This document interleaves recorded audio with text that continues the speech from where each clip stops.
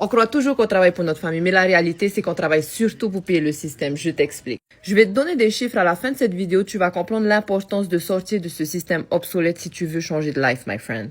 Voilà des chiffres concrets. Un salaire brut en moyenne en France est de 2800 € par mois. Donc, salaire net 2200 €, soit déjà 600 € de cotisation partie avant même d'arriver sur ton compte. Ensuite, sur ces 2200 €, un salarié moyen paye encore 200 € d'impôts et de CSG, 200 à 300 € de mutuelle assurance obligatoire. Donc, en vrai, ton net dispo est souvent de 1700 €. Maintenant, les dépenses fixes. On va dire loyer, crédit voiture peut-être, garderie, activité pour les enfants, 2000 €.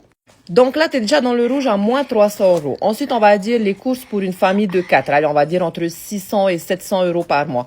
Transport, essence, 200 €. Facture, internet, courant, on va dire 250 €. Donc, 2 jours après, déjà dans le rouge à moins 1350 €. Tu donnes littéralement 169 heures de ton temps par mois pour un job qui, un quart de ton salaire part dans le système et le reste ne couvre même pas le coût de la vie. Ce modèle est complètement obsolète. Tu bosses, tu payes et tu recommences. Ça t'offre aucune liberté, aucune paix et aucune sécurité.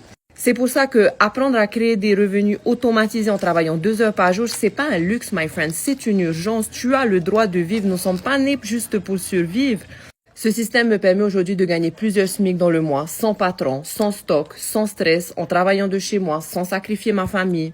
Et ce qui est génial, c'est que tu n'as pas besoin d'expérience, tu n'as pas besoin de diplôme. C'est un système qui est déjà prêt à l'emploi. Au bout de 24 heures, tu peux être prêt à gagner des revenus et tu vas gagner 100% profit de ce même produit que tu n'as jamais à créer. Donc, my friend, si tu es prêt à sortir de ce système obsolète, à faire de 2026 ta best life, à travailler 2 heures par jour autour de ta famille, à gagner plusieurs revenus, à avoir une vie sans stress, sans patron, tout ce que tu dois faire, c'est commente info et je t'envoie mon plan d'action.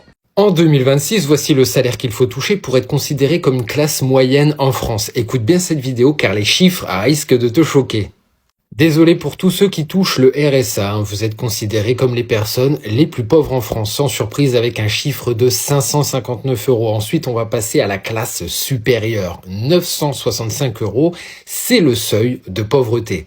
Le salaire maximum en 2026 pour être considéré parmi les 10% les plus pauvres, c'est 1024 €. Ensuite, on passe à 1390 € et là, c'est la limite entre les classes donc populaires et les classes moyennes. Donc, si vous vous situez dans cette marge-là, ça va à peu près. Ensuite, 2787 €. Personnellement, je connais quasiment personne qui touche ce salaire dans mon entourage actuellement. Donc là, si vous êtes dans cette catégorie-là, vous n'avez pas à vous en faire. Vous allez très bien vivre.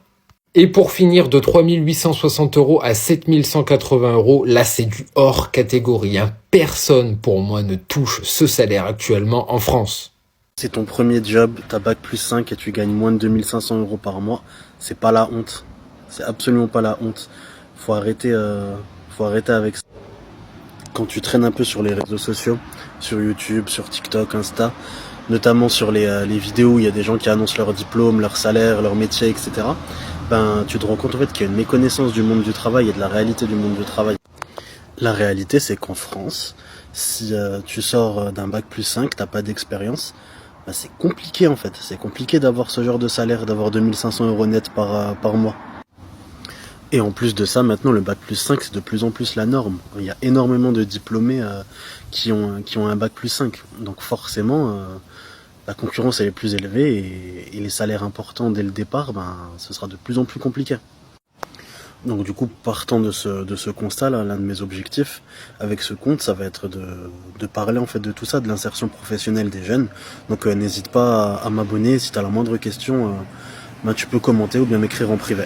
Je sais pas dans quel monde vous vivez, mais je ne pense clairement pas que 1700 € net par mois, ça te permette de vivre correctement en France. En effet, tu peux survivre avec 1700 €, mais vivre décemment avec l'inflation et avec le coût de la vie, Ça par contre, j'en doute. Tu retires le loyer, tu retires les charges, l'électricité, l'assurance habitation, la box internet, ton téléphone, potentiellement ton abonnement au transport de ta ville. Peut-être que t'as une voiture, donc tu payes l'assurance de ta voiture, tu payes l'essence, de temps en temps les réparations, tu dois payer tes courses, tu dois payer ta mutuelle. Là, je parle même pas de divertissement, hein. C'est vraiment juste la base en fait. Potentiellement, t'as un ou plusieurs enfants à charge. Ça, c'est un coût additionnel qui est quand même assez conséquent. Qu'est-ce qui te reste pour avoir des loisirs? Tu ne peux même pas épargner. Qu'est-ce qui te reste si tu veux aller au cinéma, si tu veux payer la salle de sport, si tu veux boire un verre de temps en temps ou aller au resto avec ton ou ta chérie? Qu'est-ce qui te reste si tu veux t'acheter une nouvelle paire de chaussures parce que tes chaussures elles sont abîmées? Il faut le dire, les salaires en France sont beaucoup trop bas et ne permettent pas à la majeure partie de la population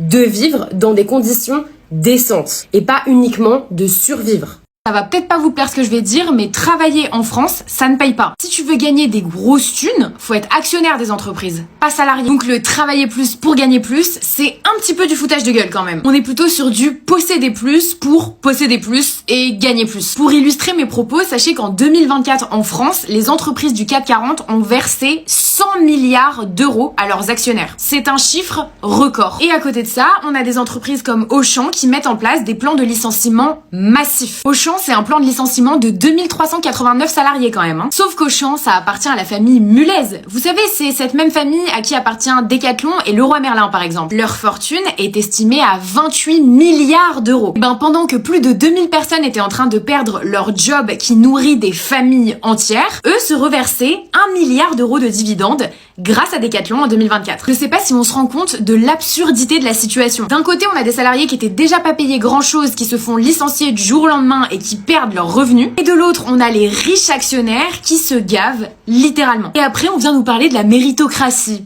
Bah voyons.